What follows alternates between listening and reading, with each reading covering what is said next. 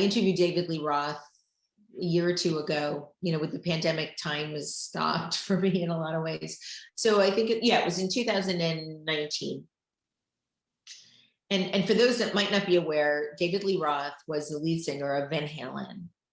And in the 1980s, he and they were the most famous rock band in the world. He was the lead singer. He was the epitome of sex, drugs, and rock and roll. And they had multi-platinum albums and millions of dollars in touring, and were the most popular, most successful band at the time. And when I interviewed him, I asked him what that felt like. What does it feel like to, be like the most famous person in the world and the most successful?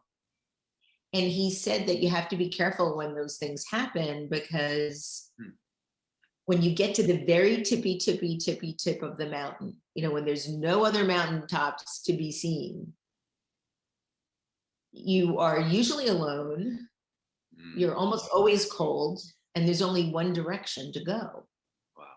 And that really has stayed with me. And, I think we have to be careful to want to peak really early. All these people that are trying to get famous, when they're in their 30s. Well, if you do the best work of your life in your 30s, what does it mean for the rest of your life? So now I can say this, much, much older than that, and say, I'm really glad, even though it was hard at the time. My 20s were a decade of rejection and failure.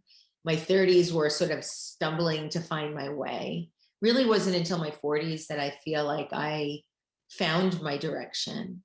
And now I'm very happy to take a very slow climb up, because I don't want to peak until the day before I die.